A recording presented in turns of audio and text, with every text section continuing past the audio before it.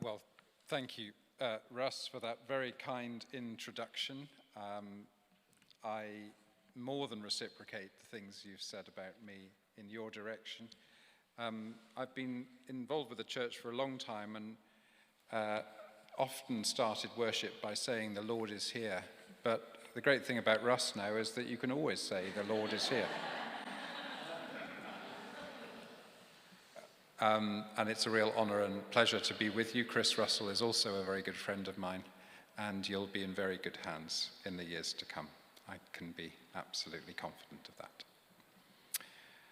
May I speak in the name of the living God, Father, Son, and Holy Spirit. Amen. The world is captivated by freedom, and never more so when that freedom seems in jeopardy. Donald Trump reclaimed, have you heard of him?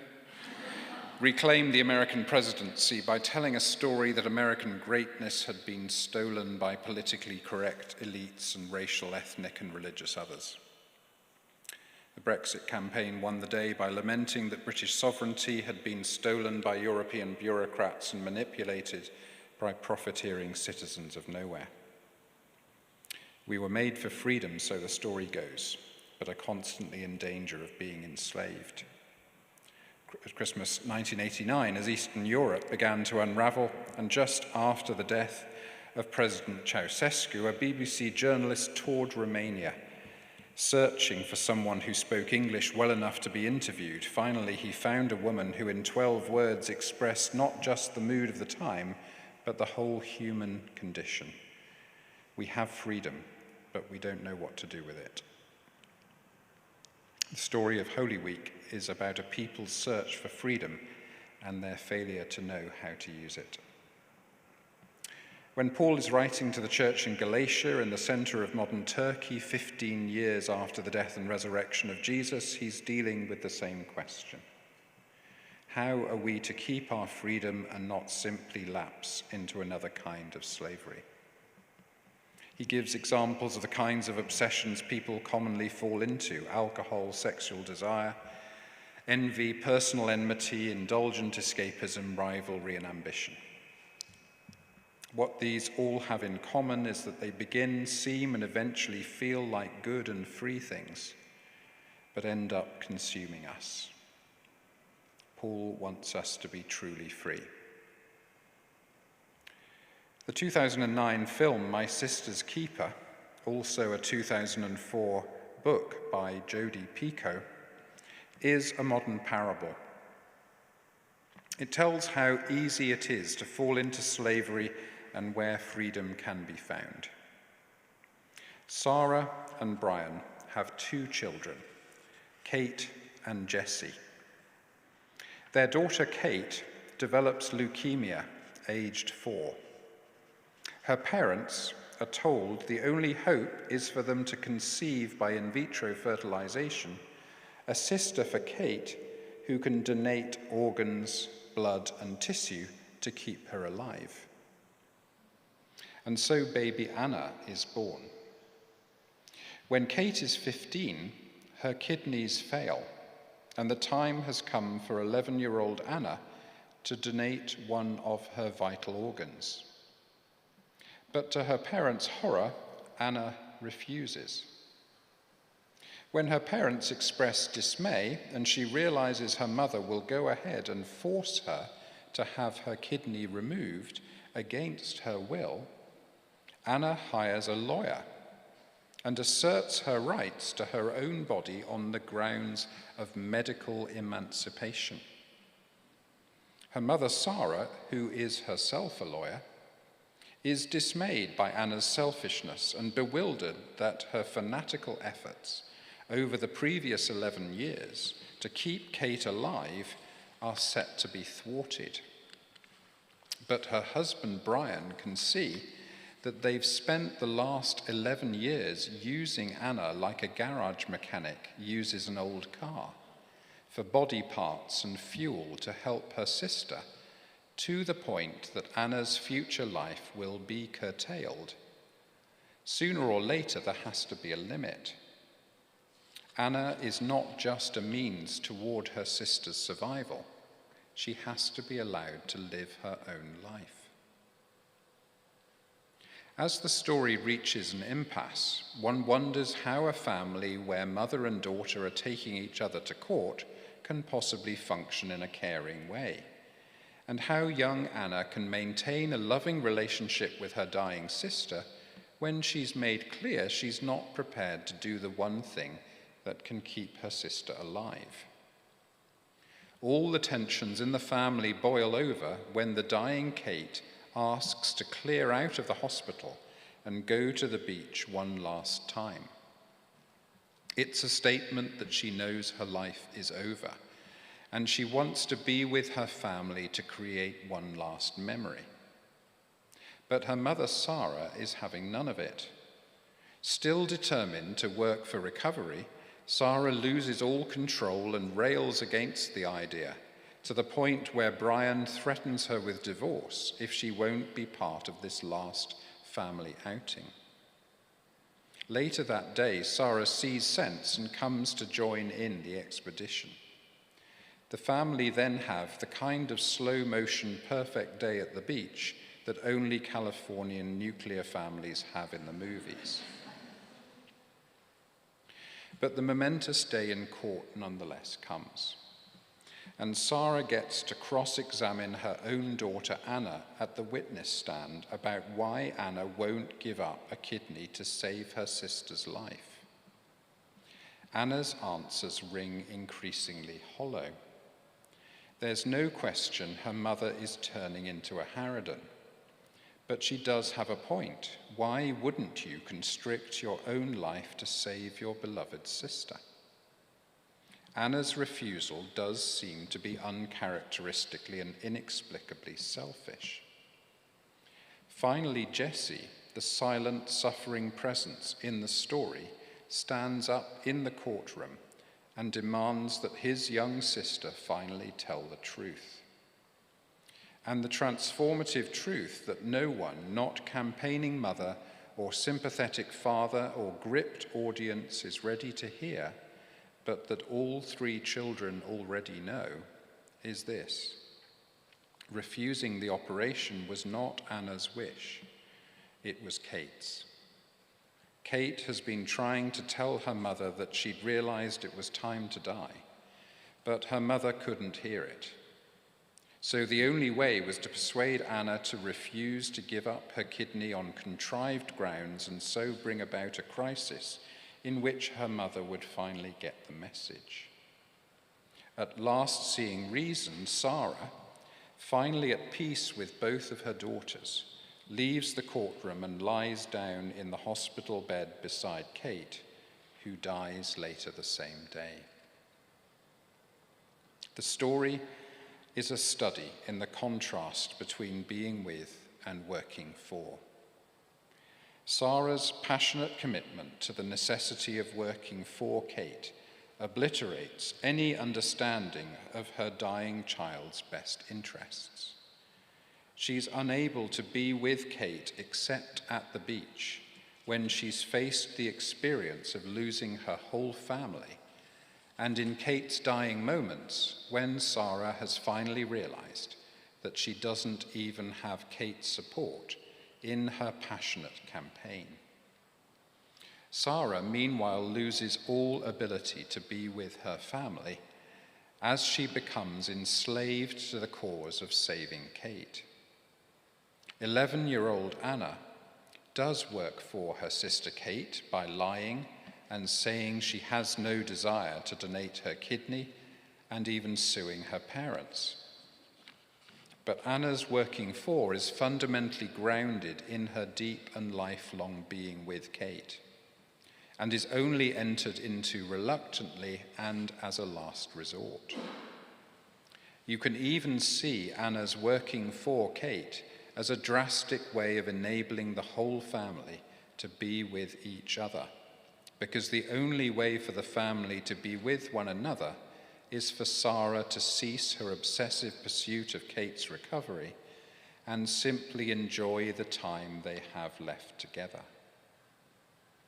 Brian spends the whole story trying to be with both his wife Sarah and with his daughter, Anna. The attempt tears him apart. Jesse feels powerless to work for either of them and ends up being able to be with no one, until finally in desperation he makes the crucial intervention that tells the truth about Anna and forces Sarah to face the truth about Kate, and so enables the family to be with one another for just those last few hours. But crucially, enables the surviving members of the family to be with one another into the future without bitterness or resentment. The paradox at the heart of the story is that the lawyer's passionate pursuit of freedom ironically imprisons herself and her family, instrumentalizes and thus enslaves her younger daughter, and deprives her elder daughter of the one thing that by the end of the story she really wants, making her a slave to now pointless medical treatment. The way the story works as a parable is that it shows how easy it is, in particular, to subject relationships to the tyranny of causes, and more generally, to make the passionate pursuit of freedom itself a form of slavery. What makes the story particularly satisfying is that a daughter suing her mother seems like the most ghastly abandonment of family relationships and surrendering of love to law, but it turns out that only in the law court does the loving truth emerge. It's not that selfish Anna is making Kate suffer and die out of a narcissistic desire to live a materially free and acquisitive life of her own. It's that loving Anna is laying down her life and jeopardizing all her most precious relationships so that Kate can exercise her choice to end pointless treatment. The story begins with Sarah and Brian instrumentalizing Anna to seek body parts for Kate, but the story ends with Kate instrumentalizing Anna to make Sarah see sense. Everyone uses Anna. And that brings us back to Galatians. Sarah is the embodiment of what Paul is warning the Galatians about. She becomes consumed by envy, rivalry, competitiveness, anger, strife, jealousy, quarrels, dissensions, factions. What she's doing for apparently the noblest of reasons. She's giving up her job, imperiling her relationships, and devoting her whole life to the cause of saving her daughter. But it imprisons her, enslaves her elder daughter, instrumentalizes her younger daughter, and alienates her whole family. Meanwhile, Anna is the embodiment of everything Paul is commending: love, joy, peace, patience, kindness, generosity, faithfulness, gentleness, and self-control. And she's only 11 years old. The point Paul is making is this: forget for a moment the analysis of the complexity of my sister's keeper and the way it's a parable for our times. Just ask yourself which character in the story represents anger, strife, quarrels, factions, and which represents patience, kindness, generosity, faithfulness, gentleness. To use a term not found in the original Greek, Paul says it's a no-brainer. And now take that contrast and apply it to tensions and confrontations in your own close relationships, in geopolitics today, in the Church of England right now, in social activism, in public debate, in all the issues that matter in our lives. Who's being Sarah, totally sure they're right, and in the end fostering division and strife and factions that quickly imprison others and enslave themselves? And who's being Anna, embodying peace, patience, faithfulness, and gentleness, and taking the consequences of others' petulance with generosity, kindness, and self-control. And which one are you?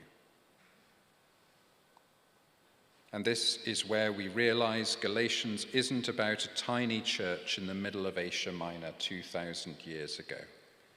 And My Sister's Keeper isn't simply about the pathologies of middle-class America. They're both about Jesus.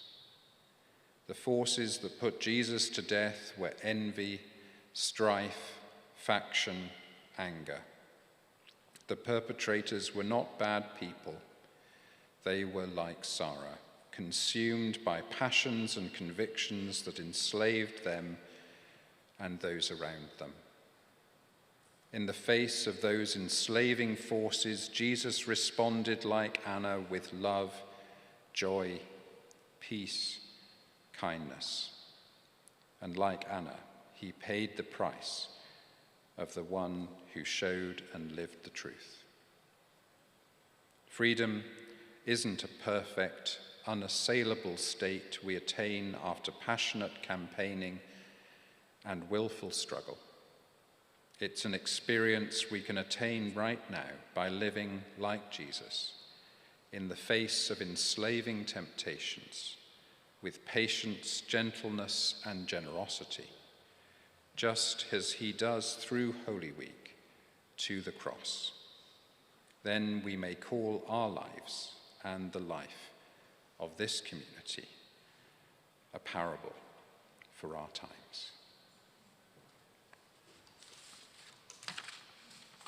Sam, thank you. There is a lot to think about there, and don't worry, we're going to give you time to think about it. I'm going to invite you just to turn in our groups round tables and just to share something that struck you, something that provoked you, encouraged you, inspired you. And there's going to be time for questions. So it might be that you have a question you want to ask of Sam in a few minutes' time. But just huddle up around those tables and just share. How did that hit you? And what kind of questions are rising for you from what Sam has shared this evening? Go.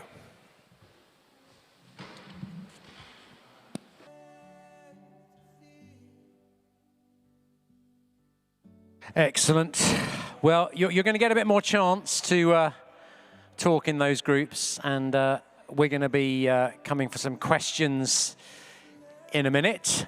But I'm going to get started, because the nice thing about having the mic is I can ask the first two questions.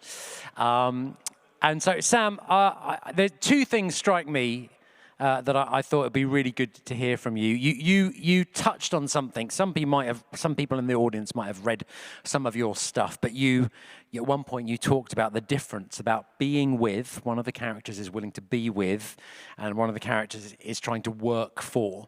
And some people might not know in this room that difference between being with someone and working for someone is a big thing in your work. It's a big thing in your ministry, but it's a big thing in your theology. I'm not asking you to give your whole systematic theology this evening, but talk to us a bit about this idea of being with, because I read your Nazareth Manifesto many years ago, and it got me very excited and changed lots of my views on Christian ministry and what the church should be doing in terms of mission. But it's obviously central, not only to your thought, but who you are as a priest and what you're doing at St. Martin's and in your other ministries. Well,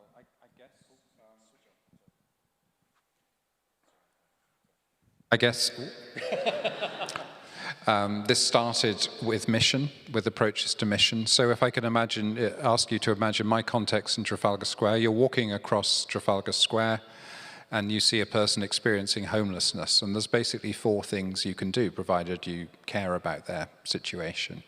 The first thing is you can work for them. You can set up a charity.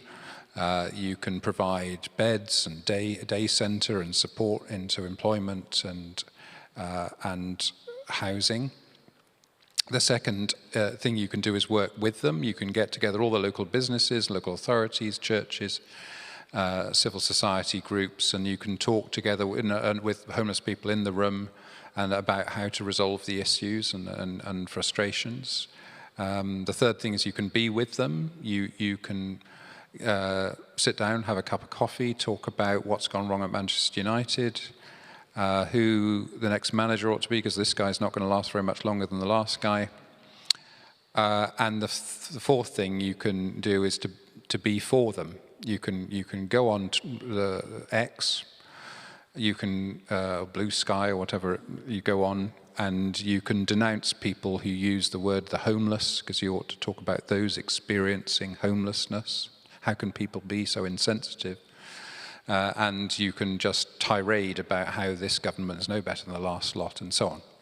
And those are roughly the four ways. Now, the interesting thing about those is that the two that are for, being for, the going on Twitter, and working for, the setting up the charity, you actually never need to meet a homeless person. You can be incredibly self-righteous, you can be a campaigner and everything, but it's still all about you. With the other two, you absolutely do meet the person experiencing homelessness, but the working with is rather like working for, still captivated by the notion of problem and solution. It's about fixing, and it's about the thrill, if you like, or the energy released with taking a problem and resolving it and solving it. Whereas being with actually is the only one that's really centering the homeless person themselves, and is not really about you. And if they want to talk about Manchester United and whether this manager is rubbish like the last one, then that's what you talk about. But you're interested because you think their view about Manchester United might be more interested than Alan Shearer or whoever you've just seen on the TV. You actually make them the centre of the story. Now, the crucial breakthrough for me was when I realised, looking at, and it's very pertinent on Palm Sunday, if you look at the shape of Jesus' life, he spends, shall we say, a week in Jerusalem working for us. We just sung a few choruses about Jesus working for us, dying for our sins. He spends 3 years, shall we say, in Galilee working with us, building a social movement, empowering the disciples, training them up to form the church after he's ascended to heaven. And he spends 30 years in Nazareth being with us. Now, of course, we tend to say God had never really run an incarnation before, didn't really know how to do it. We know much better 2,000 years later. We could run an incarnation much better, and those percentages are completely wrong. 1% in working for, 9% working with, 90% being with. How could God get it so terribly wrong? Because what we do in our mission is we reverse those percentages. And we do all working for. We take a situation, shall we say, in South Sudan at the moment, or in North Sudan, shall we take in Sudan. There's a civil war there. Obviously, what they need is the wisdom and insight that only we can bring. So we think the problem in Khartoum right now is that they're just not listening to us. We could go in there and fix it for them. We're the West, after all. We've done so many good things. And we're captivated by that. And so 90% of our humanitarian or mission, depending on your point in society, what you call it, activities are about working for. And we think being with is basically a waste of time. So to translate on the story, we're all Sarah in the West. I mean, that is what we are. If you're looking about what our society values, who it pays the best, it's the brain surgeons. It's the people that can do the amazing fixing. The people that do the being with, care homes, absolutely bottom of the ladder. So much the bottom of the ladder, we even let immigrants do those jobs. It's astonishing.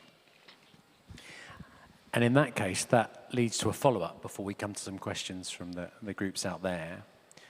If so much of our Western world is obsessed with being Sarah, talk us through where do you see some Annas? Okay, well, who's seen a Netflix show called Adolescence? Okay, about a third of the room. And who's heard of it? 2/3 of the room. Well, Adolescence is a Netflix story that came out about a month ago, a 4-part series about a 13-year-old boy. And in the first episode, you see the police knock down the door of his house, run upstairs, and take him to prison at 6 o'clock in the morning. And everyone's just astonished. They have no idea what he's done wrong, what's happened. Turns out a teenage girl has been stabbed the night before, only about 8 hours before. And they've presumably got something on him, so they knock down his door. It's a violent thing to do, but it's a violent crime. And they take him to prison. And the father in that story is a fascinating character, because on the one hand, he's the image of powerlessness, and you return, particularly in the 4th episode, to his powerlessness and his tendency to blame himself for what's happened. But during the 3rd episode, when the boy is interrogated, well, no, he's not interrogated. I'm sorry, he's not interrogated. When he's listened to by the child psychologist, there comes a point where the child psychologist asks why the boy chose his father to be the appropriate adult, in other words, to be the one who is with him during his interrogation and goes with him to the police station. And obviously there's been a bit of resentment between the two parents, because the mother thought, she should have been asked, but the boy asked for his father. So, and the answer that the boy gives is he doesn't judge. He wasn't going to judge me. He wanted someone with him who wasn't going to judge him. And it's extremely painful viewing, because the father, who can't believe this is anything other than mistaken identity, and I'm only telling you what's in the first half an hour of the first episode, is then shown CCTV footage of exactly what happened and exactly what his son has done. And he just looks away. He can't, because he's asked his son honestly to say, did you do it? His son has said no. Then you see the CCTV footage, and there's no arguing with what's happened. And yet the father doesn't leave the boy alone.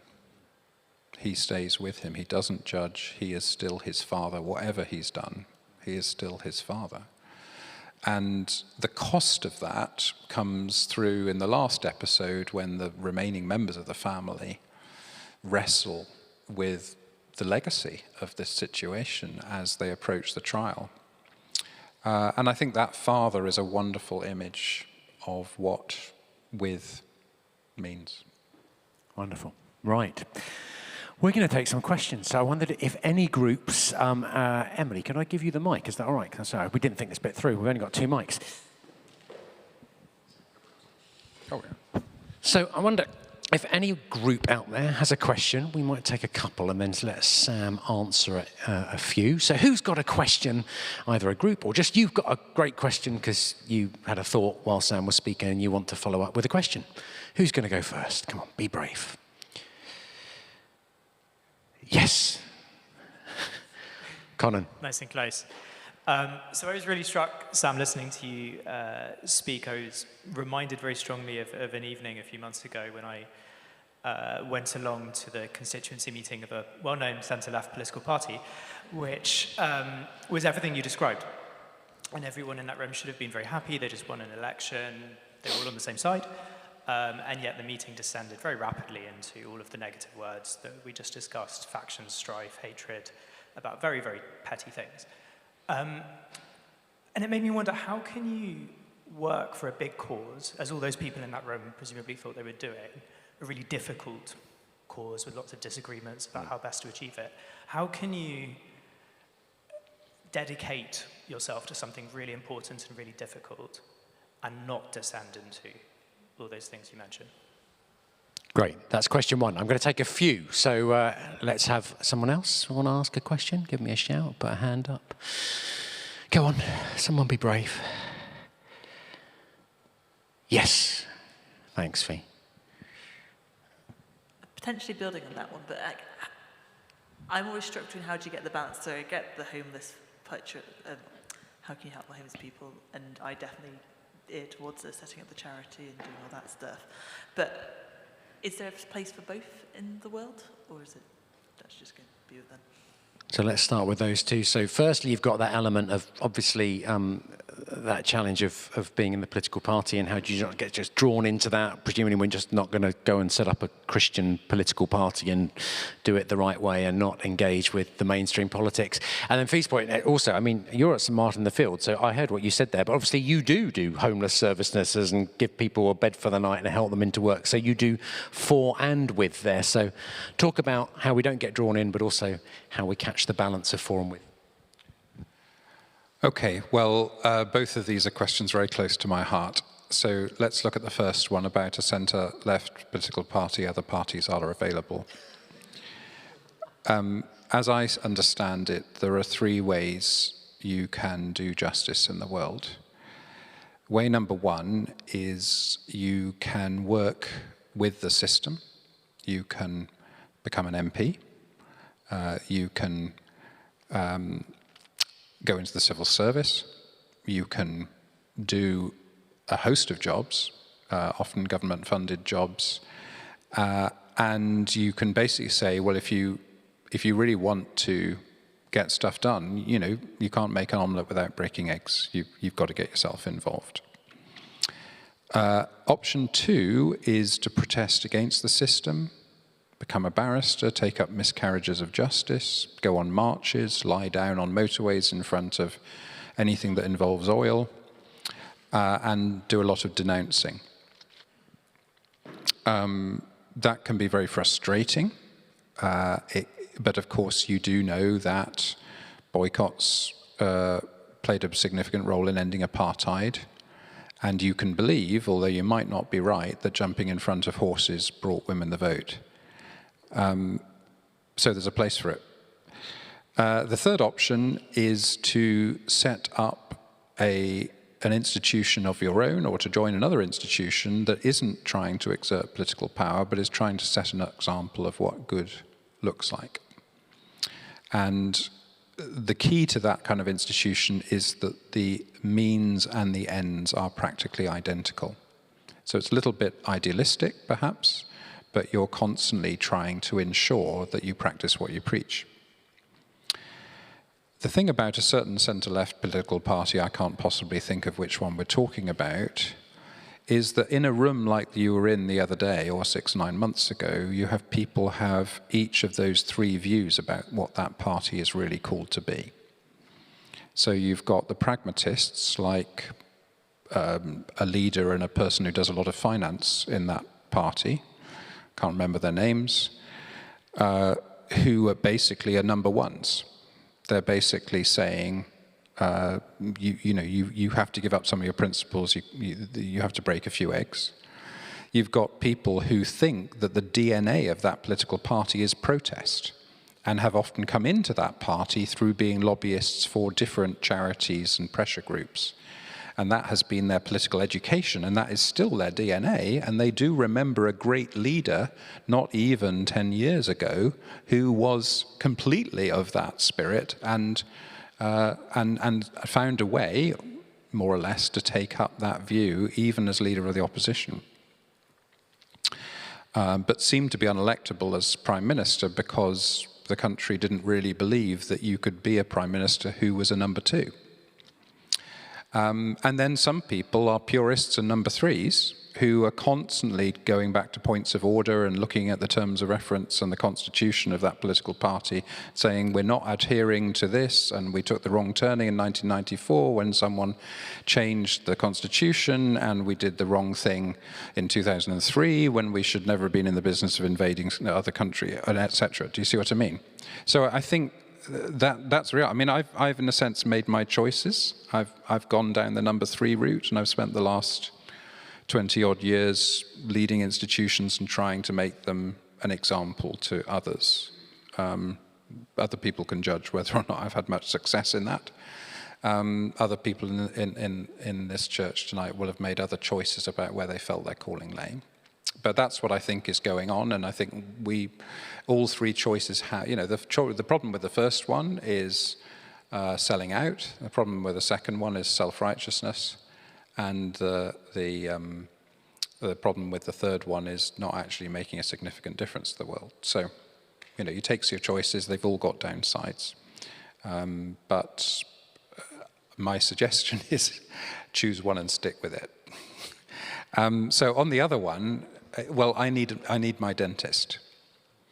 A dentist is a working for role, no question about it. There is a place for a dentist. She does things I cannot do and wouldn't want to try doing for myself.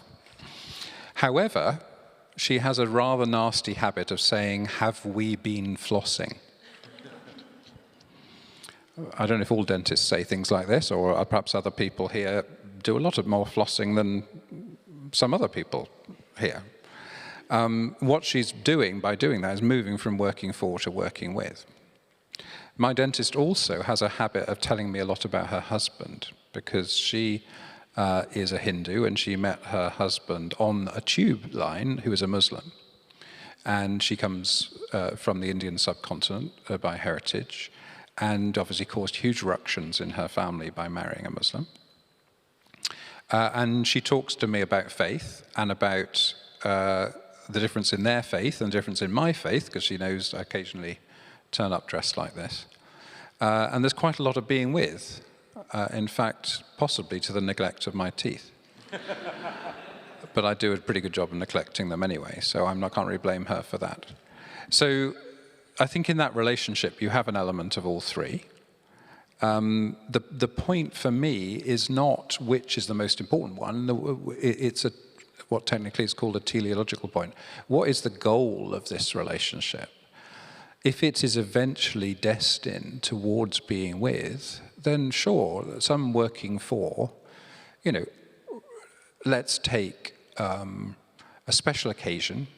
I know that Russ is quite attached to Christmas. We got that tonight.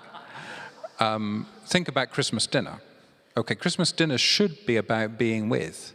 You sit down with some people precious to you, and you spend far too much time until it's time for Morecambe and Wise, or whatever repeat is going to be on later that you can't not see. It often becomes an orgy of working for, where everyone gets cross in the kitchen and so on. But there's an appropriate element of working for. Somebody's got to buy the food.